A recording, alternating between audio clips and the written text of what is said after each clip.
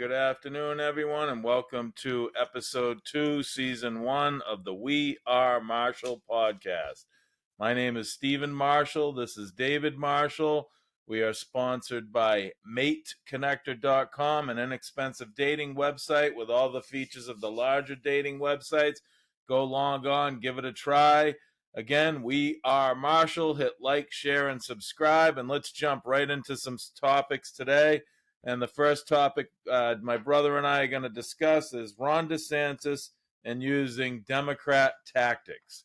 Okay, this one is more about headlines than I really want to get into the tactics, even though I feel good, Dave, and I think it's a good thing that they're finally, we talk about this all the time, the Democrats are so much better at doing politics than the Republicans, in our opinions, of course, and now you're seeing some of the powerful Republicans like a Ron DeSantis saying, hey, we need to start using what they do.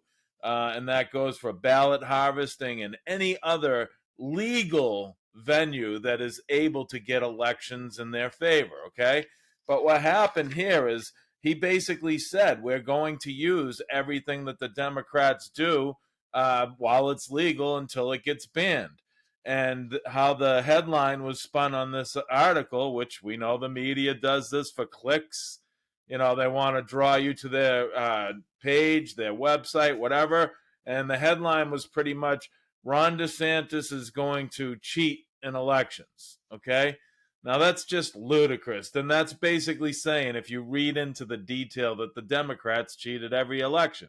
Okay. And I don't believe that. I just think they're like a coach, I guess, that we both really enjoy, Bill Belichick. He will push the rule book to the end of the hilt and try to get everything done that he can.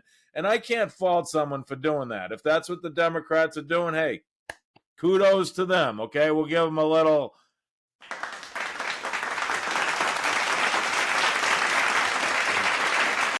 But the big thing for me on this particular thing is I want them both to fight fire with fire. If the Democrats are going to use a tactic, the Republicans need to do the same thing. This way, there's no wishy-washy in between. Just go for it, and let's see how the elections end up landing out. Yeah, I agree with DeSantis on this. I do think that Republicans need to wake up and start using these same tactics that the Democrats do. And like you said, we agree. Democrats are better at messaging, and they're better at playing within the gray area, of the election and the election laws. And I mean, even up until recently, Republicans weren't really talking about, ballot harvesting and things like that. I think they didn't even do it much in the 2020 election or the 2022 election, and I think they're starting to catch on and realizing, this is something we need to do, for forever. Republicans have been, go to the ballot box and cast your ballot there. But, Democrats are winning. They're getting the early votes due to the mail-in voting. They're getting the ballot harvesters out there in states where it's legal. Let me say that, because it's not legal in every state. But I do think Republicans are starting to catch on to these tactics. And, I'm happy if they're going to start using them. They definitely should. And, again, talking about the article that you were referencing, and how they, were kind of, I guess, manipulating or trying to manipulate anybody reading the headline who maybe didn't read the article. That's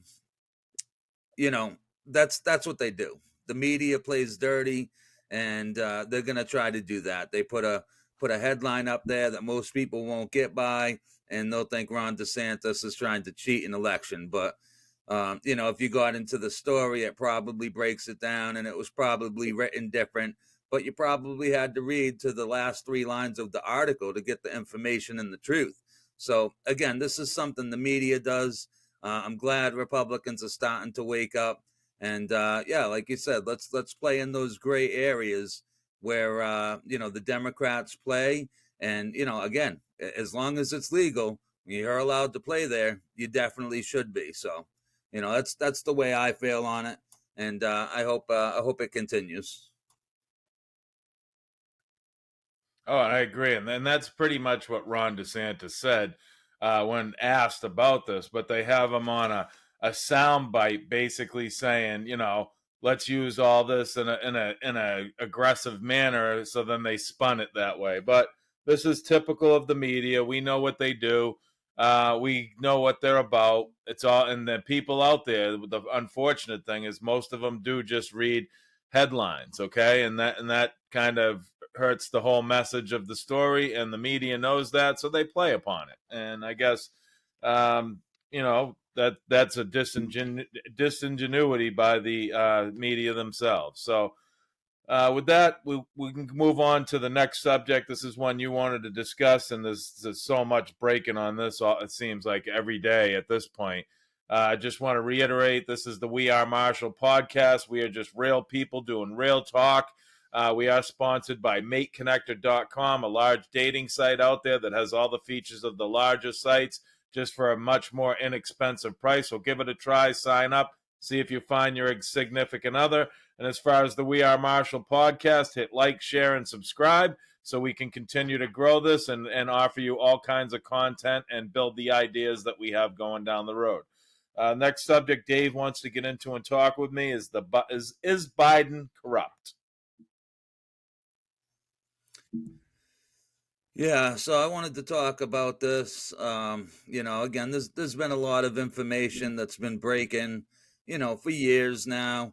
It goes back to the 2020 election when the Hunter Biden laptop story broke and was censored by big tech and big media. And come to find out, I mean, they were saying it was Russian disinformation or potential Russian disinformation, and come to find out it wasn't. It's actually a real laptop. It has real information on it, and the Democrats try to play the part. Well, it's not Joe Biden that's involved in this. This is Hunter Biden and his laptop, but that's not really what it's about. I mean, this is really about Joe Biden and him using Hunter as a conduit to do things. So this being investigated and this information breaking is about Joe Biden, and the Democrats saying it's not, it's about Hunter Biden, so therefore it's okay. I mean, that's disingenuous to the truth, because it is about Joe Biden. With that being said, there's just been some news released that there's a whistleblower that's come forward. He alleges that the FBI and the DOJ have a document revealing a criminal scheme involving Biden and a foreign national. Now, this information's been brought forth by Republican reps Comer of Kentucky and Grassley, a Republican also from Iowa.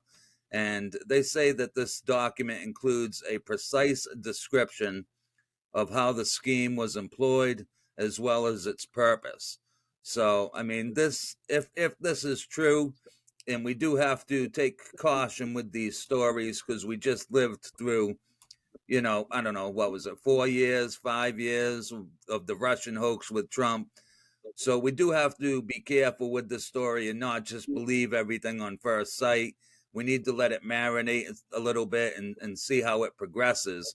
But there has been some information, and, in my opinion, it does look like, there's been some corruption from the Biden family and things like that. Again, I go back to the Russian collusion hoax that was perpetrated by all the media and everybody.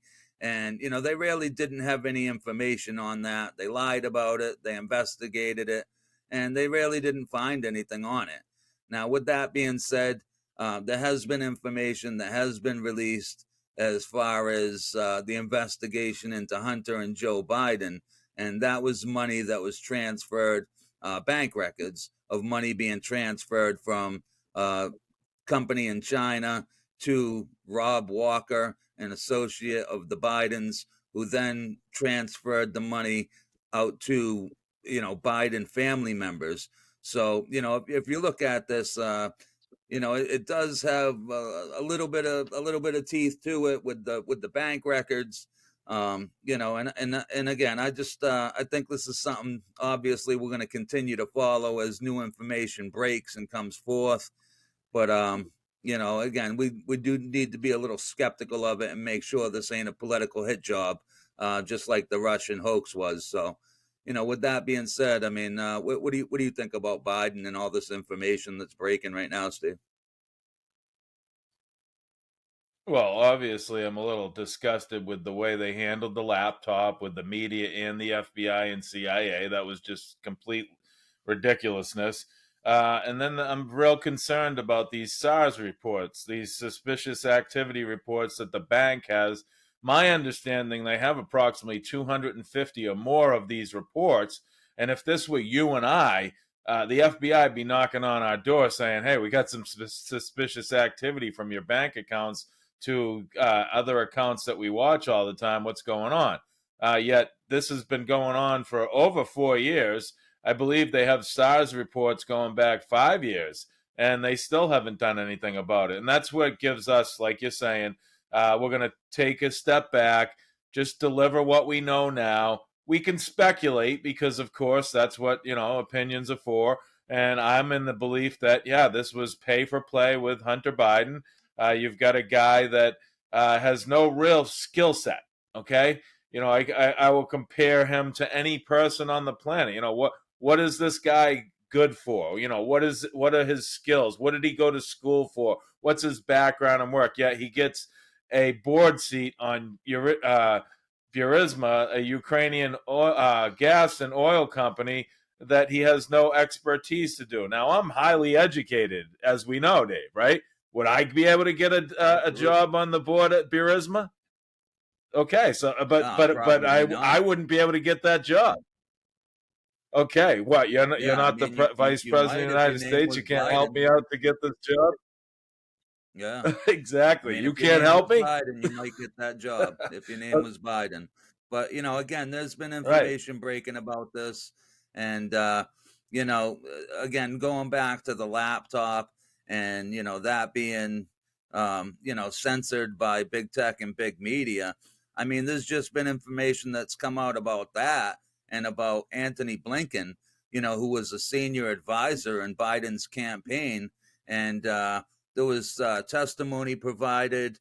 I can't remember his name. Mike something just provided testimony to, I believe, the House Judiciary Committee, saying that Anthony Blinken was the impetus for this letter. And then this letter was used, the letter that was signed by 51 former intelligence agents, agency, people, former heads of the CIA and different positions they held. And it looks like the Biden campaign was the one that got this letter started to kind of, you know, cover up what was being said with this Hunter Biden laptop. And it's pretty it's pretty sad that the big tech and big media took it and censored it, because then even in the last presidential debate with Trump and Biden used this letter that was supposedly signed by these 51 former intelligence agency people, and he used that in the debate when Trump had brought up something about potential corruption. So it's a letter that was written from his campaign, not written from his campaign, but kind of pushed along from the Biden campaign. And again, big tech and big media used that letter to kind of censor the story, and it's none of it looks good. None of it looks good. But in a way, if you look at it, okay, and just to be logical and reasonable about it, do you think maybe the media was tricked by the Bidens, the Blinkens, the by that Mike guy you're talking? He was the head of the CIA at the time. Because let's look at this here. Anthony Blinken says he had no conversations ever whatsoever with Hunter Biden. Well, there's emails between the two of them on this laptop. Okay, Yeah. so he lied there. Basically, what I'm getting at is they lie all the time, so they could have lied to the media. That's something we don't know. Oh, absolutely. Absolutely. So, I mean, this so goes on all the the time with other with political players, lying to the media and putting stories out there to anonymous sources and things like that. So, I mean, could they have been played? I mean, they could have been played, but I think some of them are willing participants in the scam. To be honest with you, just because of the political party. So, I understand the questioning of it, but I mean, we both know that these news organizations have bias in a particular direction and want particular parties to win. So, Yeah, they do definitively, but they also the government is lying left and right and holding back. Like look at Bob Alinsky. I mean, the guy's testified stating some information that could tie this, and they kind of just didn't even deal with him. But we'll continue to let that story grow. Like we said, we'll pump the brakes and wait. We'll move on to another subject for Dave and I to discuss. Just again, this is the We Are Marshall podcast, sponsored by MateConnector.com, large dating site with all the features for an inexpensive price. And compared to the large players, it has everything they do. But I'm talking this: you could go use Mate Connector for a monthly price of what it would cost, 1/5 of a monthly price of the larger dating site. So go check it out at www.mateconnector.com. Hit like and share and subscribe on the We Are Marshall podcast. And the next subject we're going to go and run into is going to be Missouri Governor Parsons' bill. Okay, this is a bill that is being put forward in Missouri that Governor Parsons is behind. And the reason he's behind it is because he's pushing a bill to control policing and prosecution. As we see across the country, that crime has grown exponentially. You have people just walking into stores, taking whatever they want, stuffing it in bags, and walking out willy-nilly. They don't even care. The store employees are tasked to not do anything because they don't want them to get hurt, Dave. We know that. They're not, most store employees probably can't defend themselves, and it's not worth it for some product that's not even theirs. It's where they work. So, with that being said, there's many other things going on, such as, burn arsons and cars and all kinds, like police cars have been burned. I mean, all these crimes that are being committed with rioting and stealing, no one's prosecuting, okay? No one's policing them. You look at Chaz and out there where they formed their own city and told the police they couldn't come in. So it's basically a way that the governor in Missouri can take control of the policing to make sure it gets done per the law, and the prosecution to make sure people are being held accountable for these crimes that they're doing. Because we do have a lot of DAs out there right now, district attorneys, that are kind of being very lenient on people. You and I are both for prison reform, judicial reform, but we also are for people need to pay for have ramifications for their actions. They may not have to be so long in prison times for some of these things or harsh, but you've got to make people pay in some shape or form if they do break the norms of what we call laws in society, as we know. Yeah, absolutely. There has to be consequences to, behavior. Again, like you mentioned, we're for reforms of this stuff, which is a Democrat view, but not these types of reforms. People should be in trouble if they break the laws and they do things, that do require them to be arrested, go to court, face trial if they want, plea out. I mean, whatever it is. But this is something I'm glad Governor Parsons is doing this, because this type of behavior is happening all over the country. I mean, we've seen it in San Francisco, we see it in Chicago, we see it in New York. I mean, people are committing crimes, and the DAs are not pressing charges, not following through on the charges. Sometimes downgrading the charges. And also we've seen the policies that Democrats are pushing with the no bail. I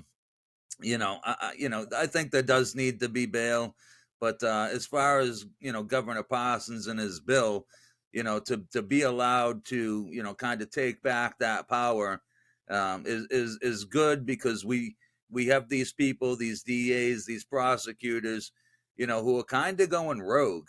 I mean, they're either winning elections and being appointed to these positions, and they're supposed to be following the laws that are in place. And if they don't agree with the laws or they don't like the laws, that needs to go through legislative bodies to try to change some of these the laws or the sentencings, and that's the reform we're talking about. But if these DAs and prosecutors are just going to be ignoring the laws, I feel like somebody should be able to take that power back from them, and they shouldn't just be allowed to do whatever they feel like doing just because they lean in a particular direction on the political scale. Exactly, and that's pretty much why I pulled this story for us, because here we are. You got a governor now going to make his DAs accountable and his police accountable to exercise the law that are on the books. If they want to change them, like he's putting a bill, they can go through Congress and pass legislation to make different laws. That's all. So Absolutely. the good thing is this next story we're going to segue in. The next story we're going to segue and kind of lays right into what we were just talking. So again, this is the We Are Marshall podcast. I'm Stephen Marshall. That's David Marshall. We're just real people doing real talk about real subjects here. This is a podcast that is sponsored by a dating site out there, mateconnector.com. Go check it out and sign up at www.mateconnector.com. And with the We Are Marshall podcast, hit like, share, and subscribe. And Dave's going to begin the subject next. That's going to segue nicely from what we were just speaking of. And this is a New York security guard gets arrested. Yeah, this is a good segue from the last topic. So apparently, a New York security guard who worked at Walgreens.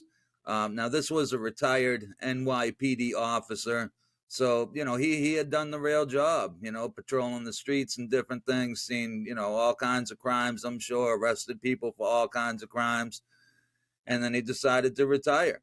He chooses to take a security job, ends up working at Walgreens to try to make some extra money, I'm guessing. And this was just the other day. A suspected shoplifter, a homeless man, had came into the Walgreens, and the security guard ended up spotting him, stealing a snack of some sort. The security guard let the homeless man leave with the snack. He didn't, he didn't try to take it from him or anything. At least that's what's reported. He just said that, he told the guy, all right, don't come back. So he was showing some leniency there by trying to let the guy go about his day, even with the snack.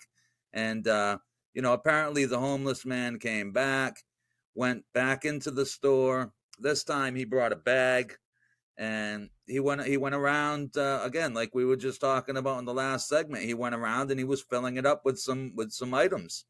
I don't know how many items, but the security guard again noticed that he was back in there. He had already helped him out, let him leave with his snack previously. So this time he went to stop him at the door. A scuffle ensued, and apparently the homeless man ended up hitting the security guard in the head with the bag of goods that he had, causing a bump on the security guard above his eye or something. And there was a scuffle, and the security guard ended up tackling this homeless man that was trying to steal the items from Walgreens. Now, after he tackled him, I'm sure he just restrained him and he held him or whatever until real police got there. The Port Authority, I believe. Let me see. Yeah, I believe the Port Authority police arrived. Actual police officers. This guy was retired, so they got there. And when they got there, they arrested the homeless guy, and they also arrested the security guard for assault, just because he was trying to stop this guy from stealing items. However, a scuffle broke out. He got hit. He ended up, bringing the guy to the ground and subduing him. And, this is the type of behavior and the type of policies that's happening in these Democrat-run cities.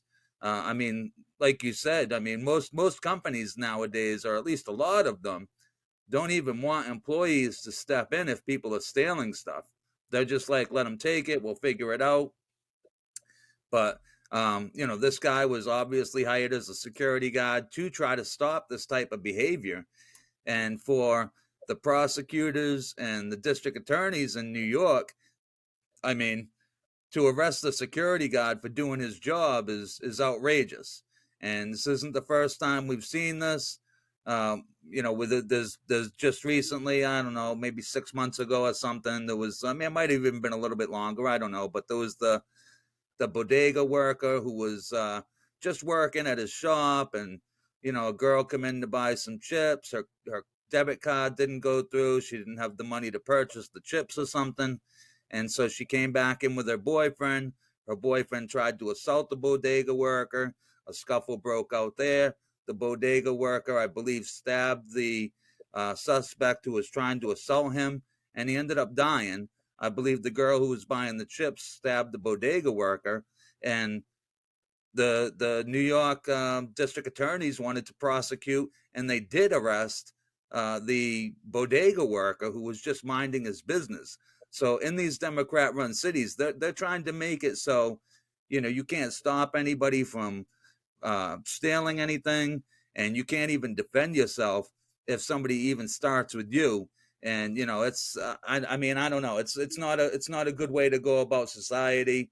And people are going to stop feeling helpless, and they're going to have to make some changes to this. But from the way it's going, it doesn't look like they're gonna.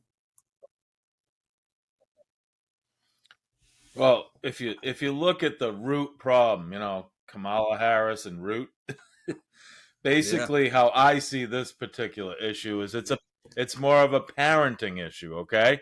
There are kids that have no parents around to discipline them, where it should all start at home. Or there are parents around and they just don't care. Or there are parents around and they're just not active in their kid's life. Or there are parents around, like even us, I'm going to go with, okay? We as parents, even a good parents, look at our children and say, hey, I don't want my child to go through the things I did. I don't want my child to have the struggles and things I did. But we forget that many of these struggles that we went through, the ways we learned things hard or things like that, were actually pivotal in molding our moral compass. Okay, these kids are all entitled today, and we are partly to blame as parents because we try to do the right thing and make it easier for them.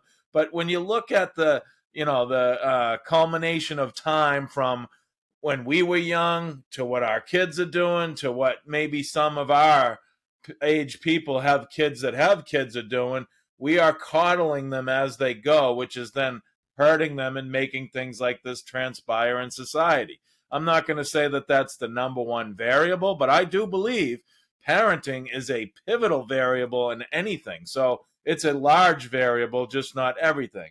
And then you have like, uh, you know, they can't defend. People can't defend themselves. Like, yeah, when we were talking to someone the other day, I was basically like, people see someone getting assaulted on the street now. They don't even want to help. They just walk along and do their merry way because one, they're afraid they're going to get killed by the person that's doing it, or that person's going to say something like something racist happened or sexist happened, or they're going to then restrain that person. That person's going to get hurt, kind of like the story we're talking, and then they're going to get arrested or charges are going to be put against them or they're going to get sued. I mean, this puts our society and people that want to help in a very bad position. And as far as the absolutely. parenting, we're coddling our kids to make them feel entitled. So I think there's just so much around these issues that needs to be addressed, and this is why I want to do the podcast with you. We may not be solving world problems, but the key is we're talking about them. So if we don't come up with a solution in the discussion, maybe someone will hear us and come up with that solution. So Yeah, with and I that, will let's go just to say the real next quick. subjects that we have Yeah, on. 1 second, Steve. 1 second. Real quick. I do agree with you. There's a lot of issues, surrounding the things that are going on in these cities, the big cities. It does go to parenting. It goes to schooling and the environments, the communities, and how they deal with people. So I agree with you on that. Where I'm trying to go, and you touched on it, is the security guard being arrested for doing his job, or the bodega worker being arrested for defending himself when he's being assaulted. I mean, this is outrageous. And I mean, again, if you live in one of these cities, if it's a Democrat city, you better know the laws and you better know how they're prosecuting things, because somebody could come up and punch you in the face, and if you retaliate by fighting them and punching them back, you might be the one going to jail. So it's outrageous, like I said. So it's like some of the incidents that have happened through time. Someone's on the ground choking, and someone gives them CPR. They saved their life, but unfortunately, they broke a rib. And the person's so ungrateful that they saved their life because they broke their rib. They sue them. I mean, these are yeah, the it's kind amazing. of weird things that are in our society. Yeah, that they got to kind of set the loophole on. But it's real funny how this podcast was scripted out, because the next story is even going to segue from that one perfectly. So, again, this is the We Are Marshall podcast. Hit like, share, and subscribe so we can continue to grow this with our sponsor, MateConnector.com, a large dating site with all the features of the big players, but for a way more inexpensive price. Um, we had just some real guys going to talk about these real subjects, and this next one segues exactly like the other ones, just as good. This one is a Rhode Island mom sued by the school board. Now, this is outrageous, and this is where I'm talking where this is a parent that's doing the right thing, okay? This is a mom. She was very smart, articulate. I loved what she had to say. Well, she went into the school board, and the question she had for the school board was, are you teaching my child about sexual things? And the school board said, we're not going to answer that. And she then said, can I have the curriculum that my daughter's going to answer? And they said, we're not going to give it to you. You need to file an information request. Well, she filed an information request over 100 times, and they still wouldn't supply her with the curriculum and what was going on. But they did make a statement to her stating that they do not call their children boys or girls. So they're trying to basically move away from whether a boy is a boy or a girl is a girl, which we know there's X, Y, and XX chromosomes. I don't understand what changed in science. I mean, yeah, some people can be confused about some things, but you're still classified as a particular thing. And if you want to live like a man and you're a girl, or you want to live like a girl and you're a man, hey, that's fine. Dave and I have no problem with that. Go live your life. But the point being here in this subject is the mother wanted to know what was going on in the school with her kid.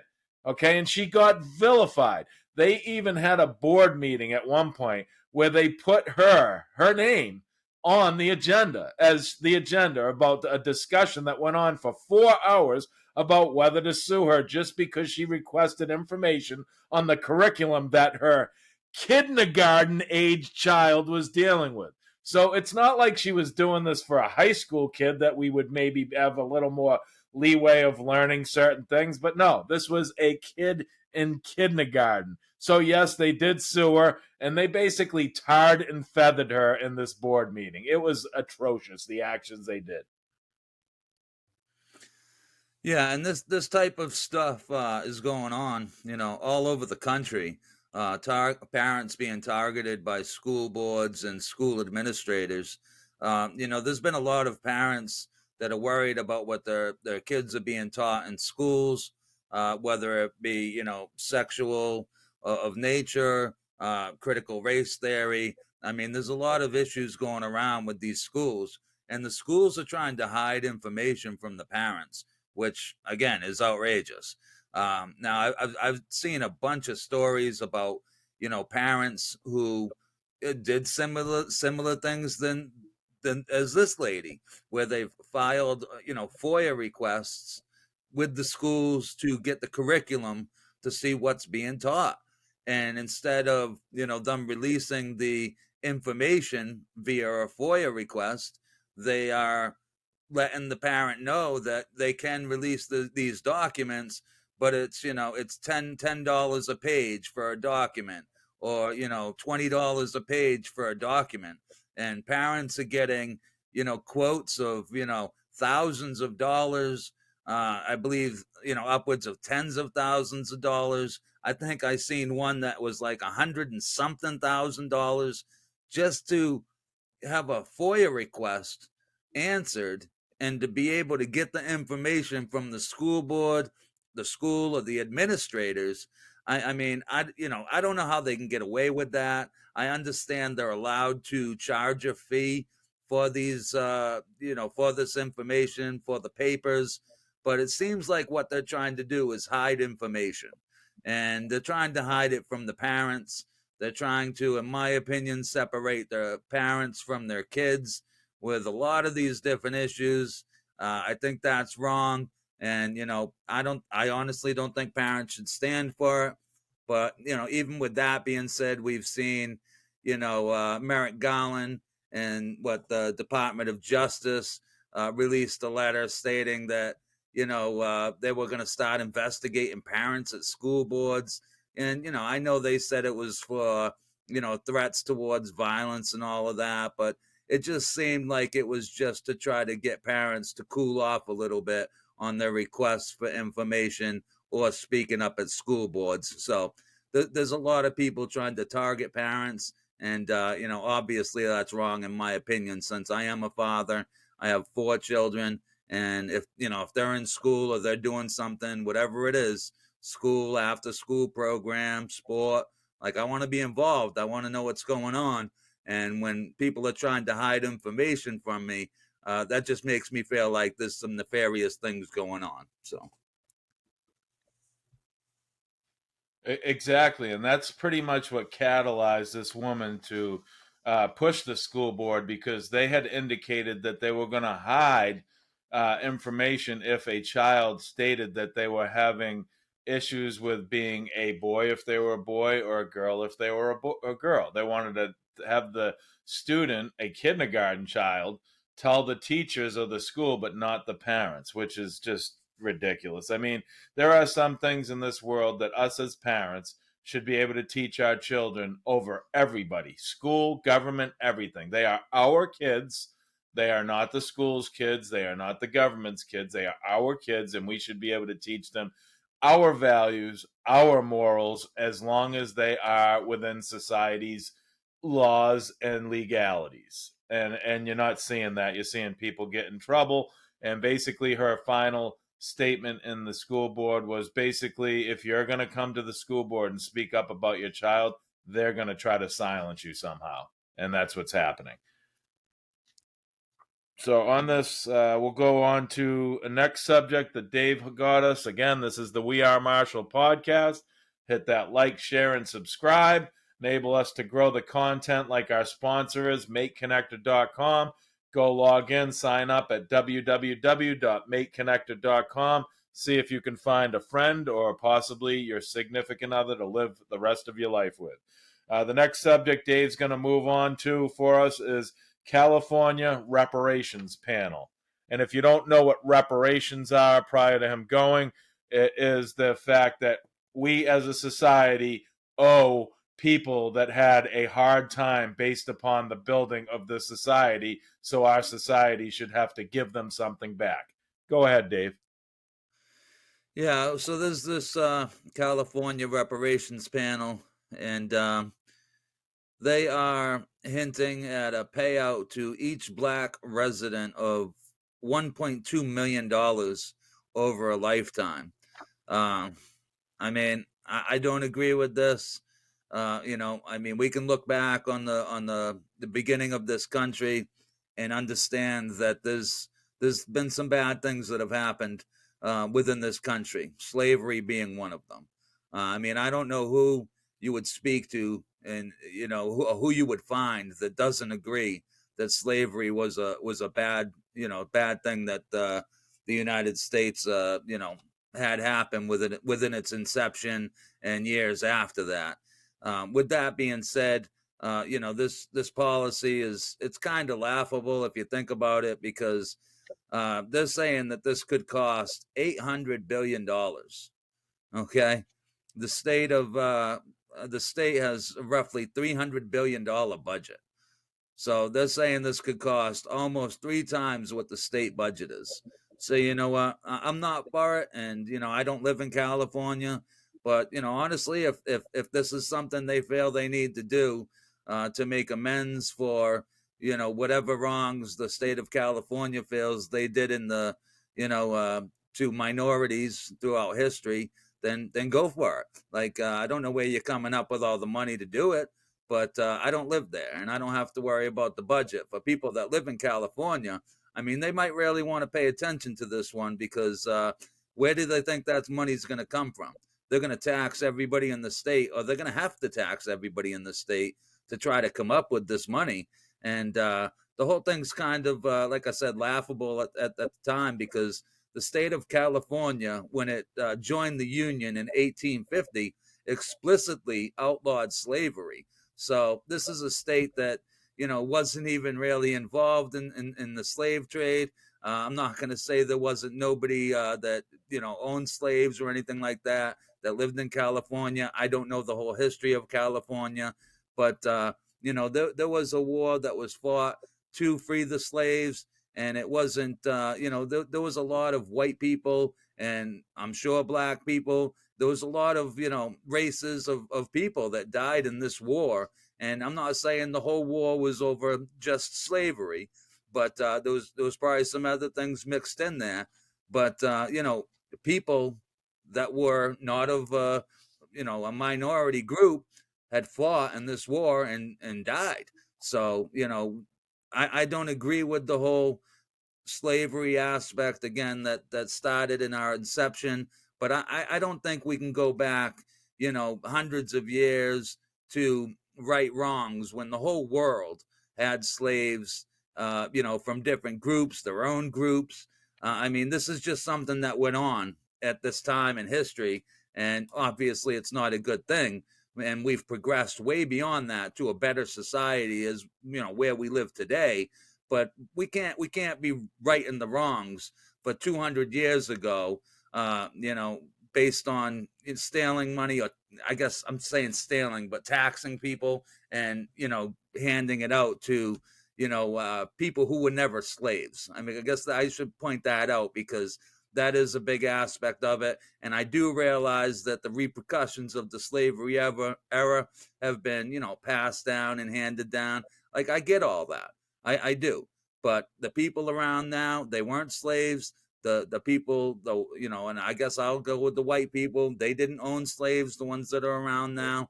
So to penalize people that are alive today and hand money to people that weren't slaves based on what happened hundreds of years ago is outrageous, and I don't know, a little crazy to me. But again, California, if you want to do it, go for it.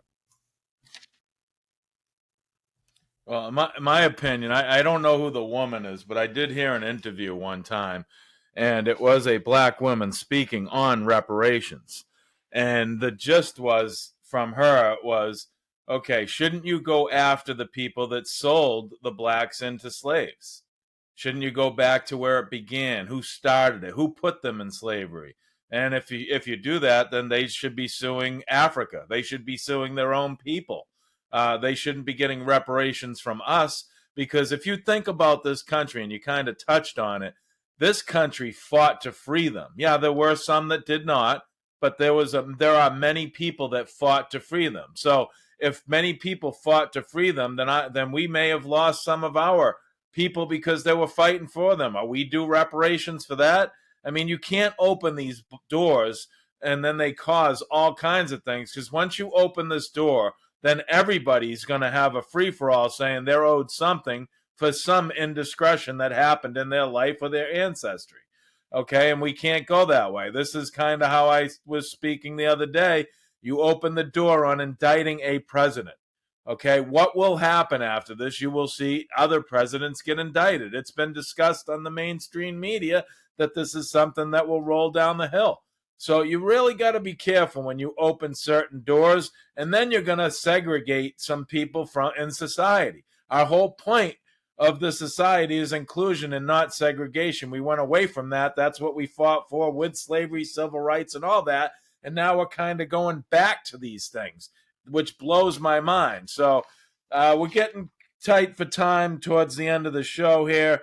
I want to get a couple more subjects in. So we're going to move on from the reparations subject, and we'll follow that also as it goes. Dave and I will present another story each in a fairly quick fashion, and then we're going to get into our usual end the podcast with the couple good stories, one from him and myself. So again, this is the We Are Marshall podcast. Hit like, share, and subscribe. Log into our sponsor that's helping us out to create this and grow at mateconnector.com. Dating site, large one, just like all the big players with all the features, just much more inexpensive.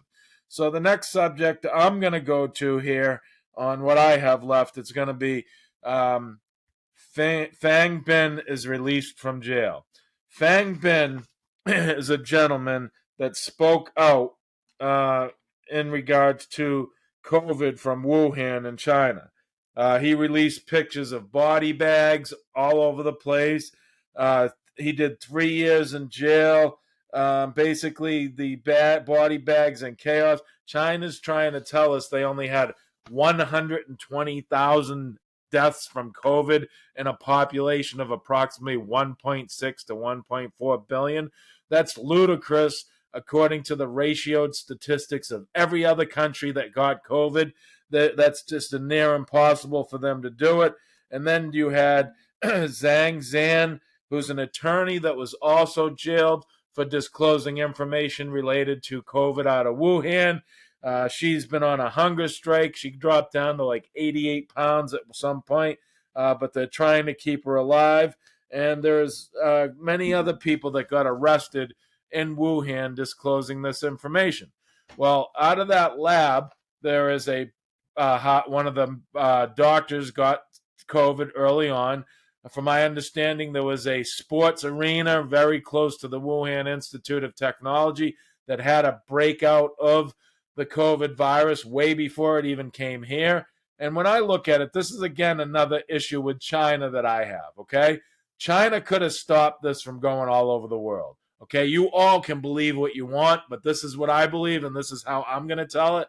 And Dave may be on with me a little bit, but he may not because there are some subjects we do not agree on. But China stopped all domestic flights. They knew it was an issue, so they tried to stop the spread through China. Yet they let international flights continue. Okay, that then let the virus get out of their country and spread across the world. They knew they were releasing it that way. They could have stopped it. So my opinion is they purposely let it out. They didn't want to be the only one dealing with this. And here we are, another issue with China. Yeah, and I'll jump in and touch base on this real quick. Again, we know this is how the Chinese government is. Nobody's saying anything about the Chinese people. It's always about the Chinese government and how they handle their society and deal with their people. And for somebody to, who is I guess a whistleblower on the, COVID, not origins, but the COVID pandemic. Somebody who's a whistleblower that this is going on, being jailed. Again, I know I've used it a couple times, but once again, that is outrageous.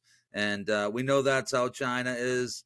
And, like you said, China could have probably, done a better job of not allowing the international flights.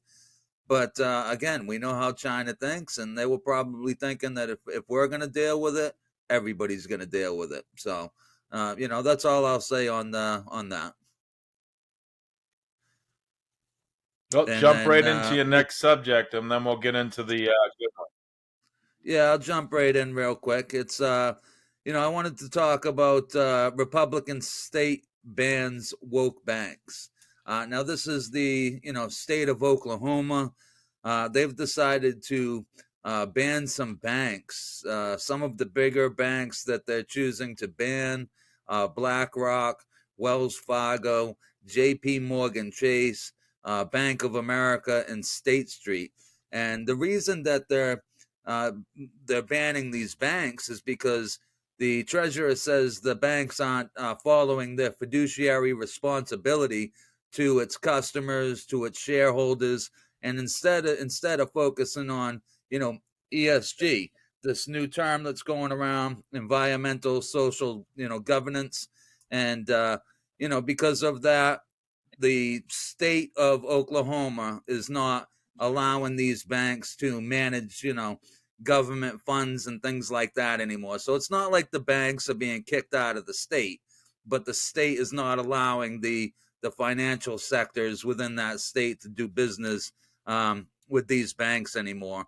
And it comes down to again the ESG, which is trying to go green and get away from oil and gas, things like that. And for Oklahoma, that's a big deal. Oklahoma is the sixth largest crude and oil state. They're the fifth largest natural gas state in the country. They have roughly 85,000 jobs in these industries. They bring in roughly 19 billion in GDP, and they got about 16 billion going to household earnings, with 4,000 businesses in these areas. So, you can understand why they're taking a stand against this stuff, and I absolutely believe they should. A lot of their state is into these types of business, the oil and gas business, and for banks to try to be pushing this ESG, it's going to damage the state. It's going to put people out of work if this goes through. It's going to cause a lot of problems for the state. It's going to cost the state to lose a lot of money in its revenue and stuff. So I am proud of Oklahoma for taking a stance on this. And this again is one of the things Republicans are doing, on a state level, that I think this is a good idea, and I think maybe some other Republican states should jump on board and try to follow suit with what Oklahoma is doing with this move. What do you think about that? Well, it's like anything. We hear that word woke a lot, and basically what it is if you don't agree with someone, they're going to cancel you. They're going to push you out of their banking system. They've done it to people already. There is a podcast person that Dave and I both like, Dan Bongino. I'll give him a shout out. He has started something called the parallel economy, which I mean, genius, great idea to prevent people from being canceled in these businesses so they can keep functioning as a business. So I think that's a good idea. I think it's something that shouldn't be happening, and these businesses should be blind to social issues like that. And we did see that this ESG stuff was probably a big proponent, and why that SVB Bank probably failed, because they were more focused on that. But anyway, we're going to move right along because we're cut for time here. I got a big story on mine, a good one that I want to discuss. And basically, I want to reiterate, we are the We Are Marshall podcast. Hit like, share, and subscribe. Go check out our sponsor, www.makeconnector.com. Sign up and try to find some dates for yourself, whether you're male, female, or whatever orientation that you do. It's all out there in this website for you. The subject that I want to discuss now is life-saving breakthrough for antibiotics. And this is amazing. I'm a big science tech guy. I'm a software engineer, so I pay attention to this stuff a lot. And this subject, really, when I read it, it was amazing. Life-saving breakthrough for antibiotics. Professor John Moses at Cold Spring Harbor Laboratory in New York found that this substance called bovaline, a hydrocarbon molecule that enables molecules in antibiotics to shapeshift. And what that means is they can change the way they're built so they can form something else. Okay? It's basically an evolution to combat resistant bacterial infections. This actually won the Nobel Prize in 2022. And basically what it's saying is all these viruses have a molecular makeup. Like if you've ever looked at a chart of minerals and stuff, I forget what it's called for chemistry. You see they're all made up. They have a makeup, a molecular makeup for those compounds. Well, this antibiotic, this compound belvaline that's put in, can make them shapeshift, change the compound of that molecule that's fighting the bacteria to be stronger or come up with a better tactic, almost like it's in a fight. I'm fighting you and I keep hitting you up top. I switch to the bottom and I hit you in the body and then I come up. So it's really kind of cool what they're doing with this stuff right now. Yeah, it's amazing, some of the stuff that comes out, some of the technological advances.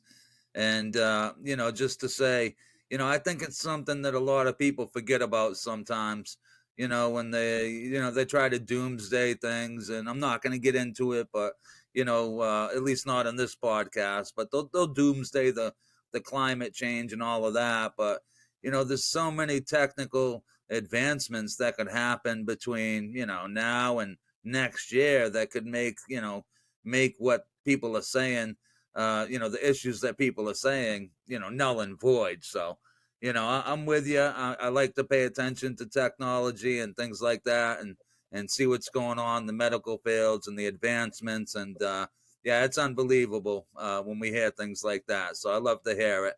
And with that said, I'm going to jump into my story that I want to talk about, my feel good story. And my feel good story is about some students who raised money for a janitor to retire. Now, this janitor is known as Mr. James. He really didn't want any limelight, and that's the name that I've been given. And he was a janitor at the school. It was Callisburg, Texas High School, and three students. There was three students who set out to help him raise money. And the reason they did it was because this guy, Mr. James, was 80 years old. And somehow they figured out, that he had gone back to working as a janitor at the school because the cost of living was getting too high and he couldn't afford it. So he had to go back to work. And that's what he did. And the kids thought, this isn't right, that this 80-year-old man has to come back and do these things around the school, picking up the school, picking up trash, taking out the trash, mopping the floors. They didn't think that it was right that this teacher had to do these sorts of things. So they set out to, raise some money for him, posted some videos and some pictures of him to try to get it going. And they started a GoFundMe. And that GoFundMe, I believe now, has raised roughly $230,000 for this man. So, this is a great story for me. I love to hear the kids getting involved, doing good things for people, especially somebody that's an elder to them. And, we hear a lot of stories about kids disrespecting elders. So to see some kids do something good for somebody who's an elder to them is amazing. And if I could real quick, I would have gave a shout out to the three students. I couldn't find all three of their names. I did find, I think two of their names. And because I couldn't find the third name, I decided to not go with any of the names. It just didn't seem right to me. If I couldn't give them all credit or shout them all out, I didn't want to, do anybody. But they went to Callisburg, Texas High School. So shout out to them. And, what do you think about that real quick, Steve? Well, I'm always good for a feel good story like that. I like hearing it. But I think the big thing to go in conjunction with our podcast today that we really should acknowledge and actually we should applaud are probably the parents of those three children. They raised those kids right. Those kids didn't just learn that to raise money for someone.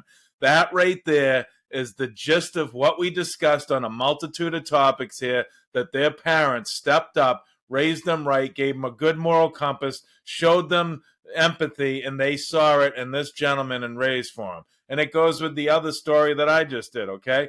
You don't become a Nobel Prize winner unless you have people behind you, backing you. And this man, John Moses, is another one that should be praised as well as his parents, because someone raised him right to have the wherewithal to build this, do this, and these stories are great, and I love ending the podcast like that. So with that, we're going to end the podcast today. I thank all of you for letting Dave and I speak, have our conversations that we did every day. This is the We Are Marshall podcast. Hit like, share, and subscribe. We're sponsored by MateConnector.com. We'll be back and see you soon. Thank you for listening, and we appreciate your audience. Thank you.